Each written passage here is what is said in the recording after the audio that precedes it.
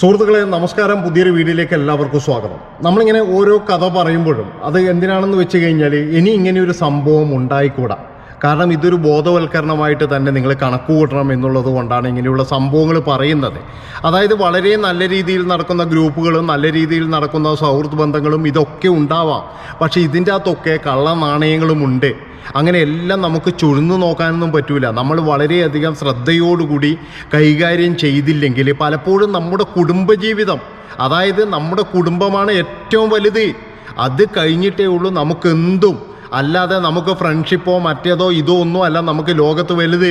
ഗ്രൂപ്പും ഒരു മാങ്ങാത്തൊലിയല്ല, നമ്മുടെ കുടുംബം തന്നെയാണ്. ആ കുടുംബത്തിന് എവിടെയെങ്കിലും ഒരു വിള്ളൽ സംഭവിച്ചു കഴിഞ്ഞാൽ പിന്നെന്ന് പറഞ്ഞ് നമ്മൾക്കത് പെട്ടെന്ന് അടക്കാൻ വേണ്ടി കഴിഞ്ഞു എന്ന് വരില്ല. അതുകൊണ്ട് വളരെ സൂക്ഷിച്ച് വേണം നമ്മൾ ഓരോ കാര്യങ്ങളും ചെയ്യാൻ. ഇവിടെ ഒരുപാട് പേര് എനിക്ക് കമൻ്റ് ഇട്ടിട്ട് ഞാൻ കണ്ടു, എല്ലാ ഗ്രൂപ്പിലും ഇല്ല, അങ്ങനെ പല സ്ഥലങ്ങളിലും നടക്കുന്നുണ്ടെന്ന് കരുതിയിട്ട് എല്ലാവരും മോശക്കാരല്ല എന്ന്. ഒരിക്കലും അത് പറയുന്നില്ല. എല്ലാവരും ഒന്നും മോശക്കാരല്ല.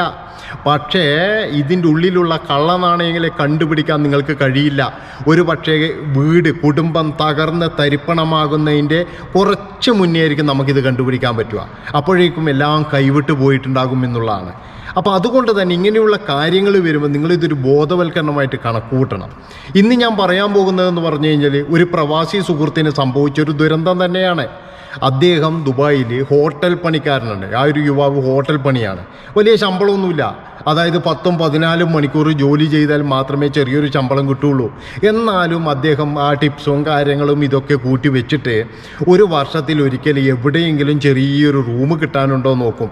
അങ്ങനെ റൂം കിട്ടാനുണ്ടെങ്കിൽ അദ്ദേഹം ഫാമിലീനെ 2 മക്കളെയും ഭാര്യയൊക്കെ അദ്ദേഹം കൊണ്ടുവരും. അങ്ങനെ അവരുമായിട്ട് ഒരു 2 മാസമൊക്കെ അങ്ങനെ കഴിയും. വളരെയധികം കഷ്ടിച്ച് കഴിയുന്നൊരു കുടുംബം.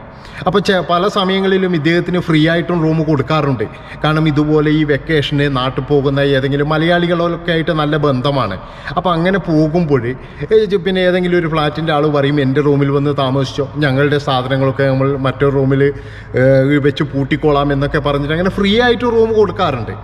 അത് ആ ഒരു പിന്നെ അവരുടെ ഭക്ഷണം വിളമ്പി കൊടുക്കുന്ന ആ ഒരു ബന്ധം കൊണ്ട് മാത്രം.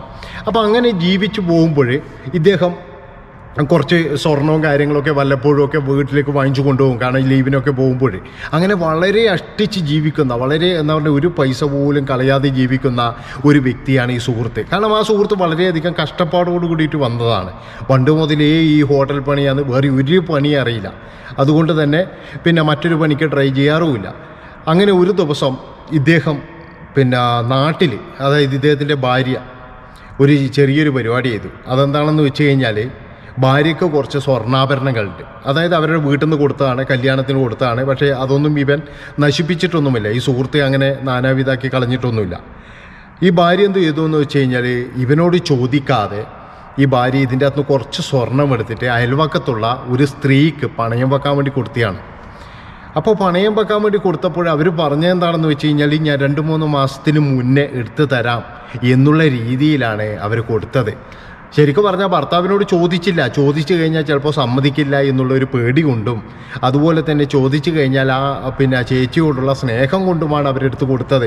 അയൽവാസി മാത്രമല്ല, സ്വന്തം ചേച്ചിയെ പോലെയാണ് എന്നുള്ള ആ ഒരു സ്നേഹം കൊണ്ടുമാണ് അവർ ആ ഒരു സ്വർണം എടുത്ത് കൊടുത്തത്, ആരോടും ചോദിക്കാതെ. അവസാനം ഇവർ 1 മാസമായി തന്നില്ല, 2 മാസം, 3 മാസം, അങ്ങനെ 6-7 മാസം കഴിഞ്ഞു, സംഭവം കൊടുത്തിട്ടില്ല. ഈ അവരുടെ ഭർത്താവ് ആണെങ്കിൽ ദുബായിൽ നിന്ന് നാട്ടിലേക്ക് വരാൻ വേണ്ടി പോകുന്നു. വന്നു കഴിഞ്ഞാൽ ചോദിക്കില്ലേ? ഇതാകെ പ്രശ്നമായി. ഇവൾക്ക് ആകെ പേടിയായി. ഈ ഭാര്യ ആകെ പേടിച്ച് പറിച്ചു. എന്താ ചെയ്യുക ഇപ്പോഴേ? അങ്ങനെ അവസാനം ഇവൾക്ക് നിൽക്കക്കള്ളിയില്ലാതുകൊണ്ട് ഇവളെന്ത് ചെയ്തു വെച്ചാൽ ഇവളുടെ വീട്ടിൽ പോയിട്ട് കാര്യം പറഞ്ഞു. ഇവളുടെ വീട്ടിൽ പോയി കാര്യം പറഞ്ഞപ്പോൾ ഇവളുടെ ആങ്ങളമാരും മറ്റവരെല്ലാം വന്നു. അവിടെ വന്നു കുഴപ്പമാക്കുമ്പോൾ ഇവളുടെ ഭർത്താവ് വീട്ടുകാർ അറിഞ്ഞു. അങ്ങനെ ഭർത്താവ് അറിഞ്ഞു, എല്ലാവരും നാട്ടിൽ മൊത്തത്തിൽ ആൾക്കാർ അറിഞ്ഞു എന്നുള്ളതാണ്. പക്ഷേ ഈ പണയം വെച്ച ടീമുകൾ പറയുന്നത് ഞങ്ങളങ്ങനെ വാങ്ങിച്ചിട്ടില്ല, ഞങ്ങൾക്ക് ഇതിനെപ്പറ്റി ഒന്നും അറിയില്ല എന്ന് പറഞ്ഞപ്പോഴേ ഈ ഒരു പാവം സ്ത്രീ തകർന്നുപോയി എന്നുള്ളതാണ്. അങ്ങനെ എല്ലാവരും വന്ന് ഇവരെ വളരെയധികം കുറ്റപ്പെടുത്തി. ഇവരുടെ ആങ്ങളമാർ വരെ ഇവരെ കുറ്റപ്പെടുത്തി എന്നുള്ളതാണ്. നിൻ്റെ ഒറ്റ കഴിവുകേട് കൊണ്ടാണ് അമ്മയും അച്ഛനും എല്ലാവരും വന്ന് ഇവരെ കുറ്റപ്പെടുത്തി. ഭർത്താവിൻ്റെ വീട്ടുകാർ പിന്നെ പറയാനില്ലല്ലോ, ഇതൊന്നും കിട്ടുമല്ലേ വേണ്ടു. ഭർത്താവും കുറ്റപ്പെടുത്തി എന്നുള്ളതാണ്. അതായത് ഭർത്താവ് വന്ന് രാത്രി ഫുള്ള് വിളിച്ചിട്ട് ഭയങ്കര ഷൗട്ട് ചെയ്ത് അവരുമായിട്ട് എന്താ പറയേണ്ടത്, ഒരു 2 മണി വരെ അവർ ഭയങ്കര ചീത്ത വിളിയായിരുന്നു ഇവനവിടുന്ന്. ഇവനങ്ങനെ കുറച്ച് വെള്ളം അടിച്ചു ഈ ഒരു വിഷമം കൊണ്ട്. അങ്ങനെയൊക്കെ ആയിട്ട് ആ രാത്രി മുഴുവൻ ഇവനും അങ്ങനെ പ്രശ്നമാക്കി എന്നുള്ളതാണ്. ഏകദേശം ഒരു 3-4 മണിയോട് കൂടിയിട്ട് ഒരു ഫോണ് വരികയാണ് റൂമിലേക്ക്. ഫോണ് വന്ന് ആ ഒരു ഫോൺ എടുത്തപ്പോൾ ഇവനൊരു പൊട്ടി കരച്ചിലായിരുന്നു. പിന്നെയായിരുന്നു ആർക്കും മനസ്സിലായില്ല എന്താ സംഭവം എന്ന് മനസ്സിലായില്ല. ഈ ഫോണങ്ങ് കളയുന്ന കണ്ടിട്ട് പൊട്ടി കരച്ചിൽ കണ്ടിട്ട് അപ്പോൾ എല്ലാവരും ചാടി എഴുന്നേറ്റു. കാരണം 3 മണിയാന്ന്, എല്ലാവരും നല്ല ഉറക്കമാണ്. പ്രത്യേകിച്ച് വന്ന് കിടക്കുന്നതേ 1 മണിക്കാന്ന്. അങ്ങനെ ഉറങ്ങുമ്പോഴാണ് ഈ ഫോൺ വന്ന് പൊട്ടിക്കരച്ചും കാര്യങ്ങളും കേട്ടിട്ട് എല്ലാവരും ഓടി വന്നു. ഇപ്പുറത്തൊന്നുമില്ല ആളെ എല്ലാവരും ഓടി വന്ന സംഭവങ്ങളൊക്കെ ചോദിച്ചു.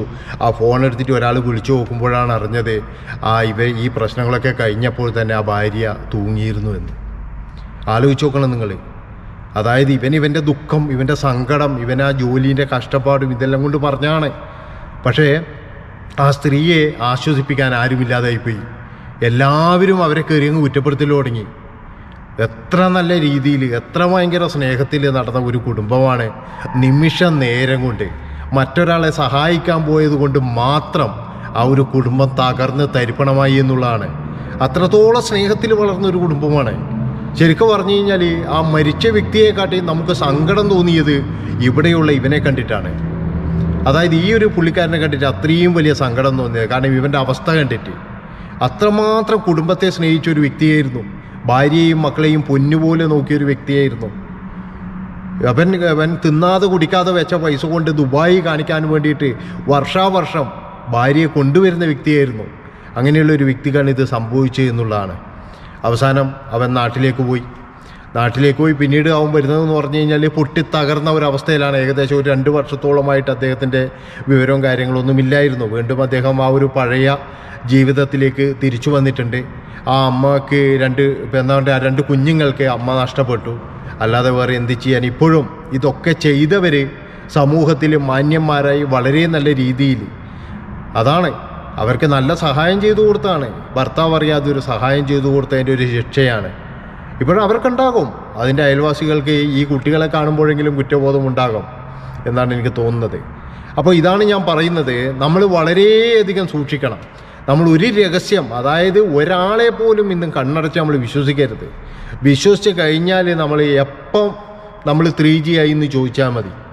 എപ്പോഴും നമ്മളൊരു കാര്യം ചെയ്യുമ്പോൾ നമ്മൾ ഭർത്താവിനോടോ ഇല്ലെങ്കിൽ ഭാര്യ ഭർത്താവിനോടോ ഭർത്താവ് ഭാര്യയോടോ ചോദിച്ചിരിക്കണം.